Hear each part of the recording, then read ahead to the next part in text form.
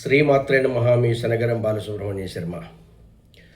పూర్వాషాఢ నక్షత్రం అయిపోయింది, ఇక ఉత్తరాషాఢ నక్షత్రం.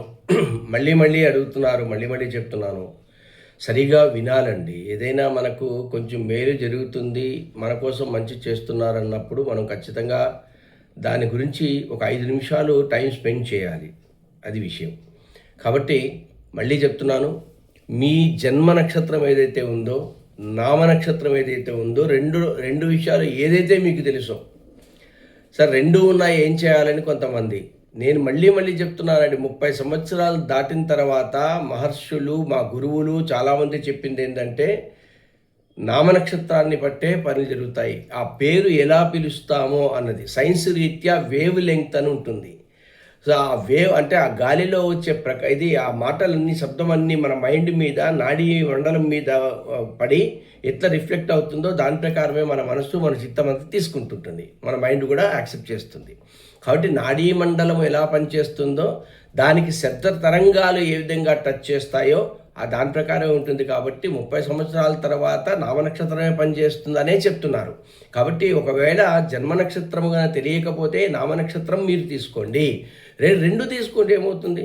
సో ఆ నామనక్షత్రం కానీ జన్మ నక్షత్రం కానీ దాని ప్రకారం ఇస్తున్న మంత్రము, అందులోని డిస్క్రిప్షన్లో మీకు 9 గ్రహాలకు అనుకూలతకు ఇస్తున్న ఒక మంత్రము, 12 రాశులకు అనుకూలతకు ఇస్తున్న మంత్రము, ఈ 3 మంత్రాలు ఒక పేపర్ మీద రాసుకొని మీరు 9 నెంబర్ వచ్చేటట్టుగా మీరు రోజు చెప్పుకుంటుంటే, కాళ్ళకి చెప్పులు లేకుండా కొన్ని చిన్న నియమాలు పాటిస్తూ చెప్పగలిగితే అద్భుతంగా పనిచేస్తుంది. అయితే ఇవన్నీ కూడా నమ్మిన వారికి మాత్రమే. కాబట్టి మా తాతగారిని నేను చూడలేదండి, కానీ మా తాతగారు ఉన్నారని చెప్పారండి. ఎక్కడున్నారు చూపెట్టు అంటే ఇవన్నీ హోప్లెస్ ఇవన్నమాట. కానీ మనం పనికిరాని యూస్లెస్ మాటలన్నీ. కాబట్టి దేవుడు ఉన్నాడని నమ్మేవారికి మాత్రమే, మేలు జరుగుతుందని నమ్మేవారి మాత్రమే ఇది పాటించండి చెప్తున్నాను నేను. నమ్మండి, నమ్మి విశ్వాసంతో చేయండి. కాబట్టి మళ్ళీ ఇది మీకు చాలా ఇష్టంగా, నమ్మకంతో, విశ్వాసంతో చేయగలిగితే మాత్రం ఖచ్చితంగా ఫలితాలు ఉంటాయి. మీరు చేసి చూడండి. ఒకటండి, గాలిలో దీపం పెట్టేసి దేవుడా అంటే రాదండి. మన పనులు మనం చేస్తుండాలి, మన కర్తవ్యం మనం నిర్వర్తించాలి. అయితే ఉద్యోగం చేస్తున్నా, కష్టపడుతున్నా, ఏం చేస్తున్నా కూడా మాకు అభివృద్ధి లేదు అన్న వాళ్ళకి దేవుడిని నమ్ముకోగలిగితే, ఎందుకంటే మనకు శరీరము, మనకు జన్మ ఇచ్చింది దేవుడే. కాబట్టి ఎవరైతే పొలంలో నారు పోసాడో వాడే నీరు పెట్టాలి, వాడి ద్వారానే నీరు పోయాలి. పక్క పొలం వాడు నీరు పోయాడు కాబట్టి ఆ పొలం వాడే నీరు పోయాలి. అలా నీరు పోస్తా అంటే ఏంటి, కౌలుకి ఇచ్చిన తర్వాత, పంట వేసిన తర్వాత నీరు కన్నా షార్టేజ్ వస్తే నీరు లేదని అలాగే ఉండిపోకూడదు. ఆ కౌలుకి ఎవరైతే ఇచ్చారో అతన్ని పట్టుకోగలిగితే అతనికి ఉన్న ఇన్ఫ్లుయెన్స్తో ఆ పక్కనో ఈ పక్కనో పొలం వాళ్ళని అడిగి నీరు సప్లై చేస్తారు. కాబట్టి అదే భగవంతుని కానీ అడగగలిగితే, మనకు ఏదైతే ఎవరైతే శరీరం ఇచ్చారో ఆ భగవంతుని అడగగలిగితే మనకు మేలు చేస్తారని ఒక నమ్మకం. అది ఓకే. ఇప్పుడు ఉత్తరాషాఢ నక్షత్రం గన మీదైతే అందులో కర్మపాశనాశ నీలకంఠతే నమః శివాయ, శర్మదాయ నర్య భస్మ కంఠతే నమః శివాయ, నిర్మమర్ష సేవితోపకంఠతే నమః శివాయ, కుర్మహే నతిర్నమద్వికుంఠతే నమః శివాయ. నమఃశివాయ అన్నదే ఒక పవిత్రమైన, అద్భుతమైన, అత్యంత శక్తివంతమైన మంత్రం. అది ఓం నమఃశివాయ చెప్పుకుంటే చాలు ప్రతి క్షణము అనేది మహర్షుల దగ్గర నుంచి గురువులు అందరూ చెప్తున్నారు. అలాంటిది ప్రతి వాక్యములోనూ నమఃశివాయ ఉంది అంటే పంచాక్షరి సహిత మంత్రం కాబట్టి శివ పంచాక్షర నక్షత్రమాల అంటారు దీన్ని. కాబట్టి చాలా అద్భుతంగా పనిచేస్తుంది. ఇక మొదటి లైను కర్మపాశనాశ, కర్మపాశము అంటాం కదా. కర్మపాశనాశ నీలకంఠతే నమః శివాయ. సో కర్మపాశము అంటే మనం చేస్తున్న పనులలో ఏదైతే ఉందో, పాపం అనుకుంటే, పాపమా పుణ్యమా అనేది మనం చేసే విధి విధానాలను బట్టి, మన బుద్ధిని బట్టి ఉంటుంది. యద్భావం తద్భవత్ అనే విధంగా ఉంటుంది అన్నమాట. ఏది పాపము ఏది తప్పు అనేది మనము బేరీజు వేసుకోవాల్సిన పరిస్థితి ఉంటుంది. మనం చేస్తున్న పనులలో ఏదైనా లోపం ఉంటే, ఆ లోపాన్ని మనం పాపం అనుకుంటే, అటువంటి పాపాన్ని నాశనం చేసి మనం చేస్తున్న పనులు జాప్యము కాకుండా, లేటు కాకుండా, చేస్తున్న పనుల్లో మనకు సపోర్టుగా, మనకు అనుకూలంగా మలచగలిగే శక్తి ఉన్నవాడు ఈశ్వరుడు అని. ఆ ఈశ్వరునికి నమస్కారము. కర్మ పాశనాశ. నేనేదో పాపము అని అనుకుంటున్నాను, పాపములు చేశానని అనుకుంటున్నాను, నేను చేస్తున్న పనుల్లో లోపాలు ఉన్నాయేమో అనుకుంటున్నాను, చేస్తున్న పనులు లేట్ అవుతున్నాయి కాబట్టి అవన్నీ ఏమీ లేకుండా పాపాలను నాశనం చేసి లోపాలు లేకుండా నేను చేస్తున్న పనులు సరిగా జరిగేటట్టు చేయి స్వామి అని అర్థం. కర్మ పాశనాశ నీలకంఠతే నమః శివాయ. ఆయన విషాన్ని మింగాడు, కంఠంలో పెట్టుకున్నాడు. కంఠంలో ఎందుకు పెట్టుకున్నాడు అంటే అందరికీ తెలిసిందే, శివుడు లయకారకుడు, శివుడు శుభకారకుడు, మంగళకారకుడు, సృష్టిలో భాగమైన వాడు. అటువంటి వాడు ఆ గరళాన్ని, ఆ విషాన్ని కన్నా లోపల మింగేస్తామా మొత్తం సిస్టమే నాశనం అయిపోద్ది. ప్రళయం ఉండదు. ప్రళయం ఉంటే ఏదైనా ఒక వస్తువు నాశనం అయితేనే కొత్త వస్తువు రావాలి. అన్ని వస్తువులు నాశనం కాకుండా అలాగే ఉండిపోతే మొత్తం ప్రపంచ విశ్వమంతా దాంతో నిండిపోతే మళ్ళీ నెక్స్ట్ మనకు అవకాశం ఉండదు, జీవించే అవకాశం ఉండదు, ప్లేస్ ఉండదు కూడా. కాబట్టి వచ్చిన వస్తువులు, వచ్చిన మనుషులు అందరూ కూడా లైవ్ అవుతూ వస్తేనే కొత్త వాళ్ళకి అవకాశం ఉంటుంది. ఇంట్లో ఒక రూమ్ ఉంది, రూములో వస్తువులు ఉన్నాయి, అక్కడ ఉన్న వస్తువులన్నీ పాతవన్నీ బయట పారేస్తూ ఉంటేనే కొత్త వస్తువులు తీసుకొని వచ్చి ఆ రూమ్లో పెట్టడానికి వీలవుతుంది.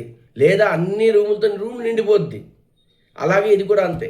కాబట్టి ఆ గరళాన్ని లోపల మింగితే మళ్ళీ ఇది లోపల సిస్టమ్ నాశనం అయిపోతే సిస్టాన్ని రూపుమాపేవారు ఉండడు, సిస్టాన్ని పాలన చేసేవాడు ఉంటాడు. పోనీ బయటకు వదిలేస్తే విశ్వమంతా నాశనం అయిపోతుంది. కాబట్టి రెండు కాకుండా ఇక్కడ పెట్టుకున్నాడు. కాబట్టి అటువంటి గరళాన్ని, విషాన్ని పెట్టుకున్నావయ్యా, నాలో ఏదైనా లోపం ఉందేమో, నా ఆలోచనలో లోపం ఉందేమో, ఆ లోపాలను సర్దిద్ది నన్ను కాపాడవయ్యా స్వామి, నీలకంఠతే నమః శివాయ అని అర్థం. కర్మ పాశనాశ, కర్మ పాశనాశ, కర్మ పాశనాశ నీలకంఠతే నమః శివాయ, నీలకంఠతే నమః శివాయ. రెండవది శర్మదాయ, శర్మదాయ, శర్మదాయ నర్య భస్మ కంఠతే నమః శివాయ, నర్య నర్య భస్మ కంఠతే నమః శివాయ.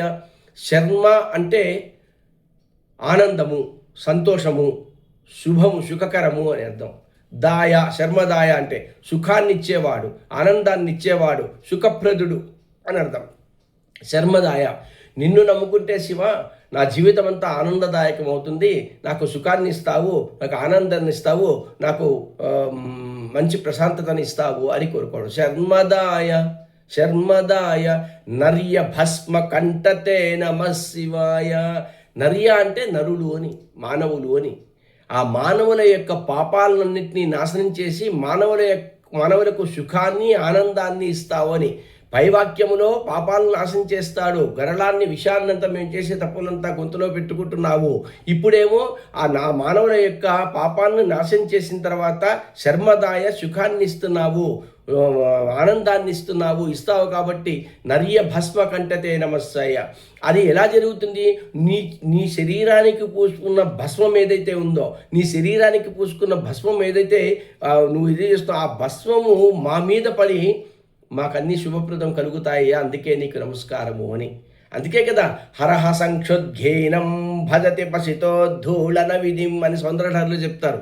అమ్మ, నీ కాలి కింద ఉన్న, నా కాలి మీద ఉన్న ధూళిని తీసుకొని శివుడు మొత్తం శరీరం అంతా పూసుకుని లయం చేస్తున్నాడమ్మా, శివుడు మంగళకరం చేస్తున్నాడమ్మా అంటాడు. అలాగే ఇది కూడా శర్మదాయ నర్య భస్మ కంఠతే నమః శివాయ. మనుషుల యొక్క పాపాలను నశింపజేసి మనుషుల్లో ఉన్న లోపాలను తీసివేసి ఆనందాన్ని, సుఖాన్ని ఇస్తున్నావు. దానికోసం నువ్వు విషయాన్ని కూడా, మాలో ఉన్న తప్పును కూడా నువ్వు కంఠంలో పెట్టుకునేవాడు అవుతావయ్యా. నర్య భస్మ కంఠతే నమః శివాయ. అటువంటి భస్మాన్ని ధరించిన వాడివి నువ్వు. ఆ భస్మమే మాకు ఒక ఆధారము, ఒక క్షేమము, ఒక ఆశీర్వాదము. మా మీద తల మీద పడితే మేము మా జీవితం ప్రశాంతంగా ఉంటుంది అని చెప్పడం. శర్మదాయ నర్య భస్మ కంఠతే నమః శివాయ. మూడవ లైను నిర్మమర్షి, నిర్మమర్షి నిర్మమర్షి సేవితోపకంఠతే నమః శివాయ, సేవితోపకంఠతే నమః శివాయ. నిర్మమర్షి, నిర్మహ ఋషి నిర్మమర్షి అని అంటే నిర్మము అంటే మమకారము లేనివాడు, మమకారాలని విడిచిపోయిన వాళ్ళు అన్నీ వాళ్ళందరూ ఏం చేస్తారంటే మహర్షులుగా సన్యాసులుగా మారుతారు. అటువంటి మహర్షులు లోక కళ్యాణం కోసం ఉపయోగపడతారు తప్ప స్వార్థం కోసం ఉండరు. కాబట్టి ఈ మమకారాన్ని, ప్రాపంచిక విషయాలు మనం ఏవైతే ఉన్నాయో అవన్నీ వదిలిపెట్టేసి ఉన్న మహర్షుల యొక్క సేవితోపకంఠతే నమః శివాయ, వాళ్ళ చేత సేవ చేసుకుంటున్నావయ్యా, అటువంటి మహర్షుల యొక్క లోక కళ్యాణం కోసం ఉపయోగపడే బుద్ధిని నాకు ప్రసాదించు అని అర్థం. నిర్మమర్షి సేవితోపకంఠతే నమః శివాయ. చివరి లైను కుర్మహే కుర్మహే కుర్మహే నతీర్ణ నతీర్ణ నతీర్ణ మద్వికుంఠతే నమః శివాయ. కుర్మహే, కుర్మహే అంటే నేను అనే అహంభావము, నేను నాది అనే అహంభావం. కుర్మహే నతీర్ణ నతీర్ణ, నమస్కారం చేసిన వెంటనే మద్వికుంఠతే మద్వికుంఠతే మత్ వికుంఠతే, మత్ వికుంఠతే అంటే తొలగించేవాడుని, మద్వికుంఠతే నమః శివాయ అంటే నాది నేను అన్న అహంకారం ఎప్పుడైతే నాలో ఉంటుందో నా జీవితం అంతా నాశనం అయినట్టే అయ్యా. అటువంటి అహంకారాన్ని, నాది నేను అన్న వాటిని నువ్వు ఖచ్చితంగా మనుషులుగా భక్తులుగా నేను నమస్కరించినంత వెంటనే ఆ నాది అనే అహంకారాన్ని తీసివేసి మంచి ప్రాపంచిక విషయాల నుంచి బయటపడవేసి జీవితాన్ని ఆనందమయం చేస్తావు. కాబట్టి శివా నీకు నమస్కారము అని. కుర్మహే నతిర్న మద్వికుంఠతే మత్ వికుంఠతే మత్ వికుంఠతే నమః శివాయ, మద్వికుంఠతే నమః శివాయ. సో నమ్మి విశ్వాసంతో చేయండి. చివరిగా ఒక మాట చెప్పేస్తాను.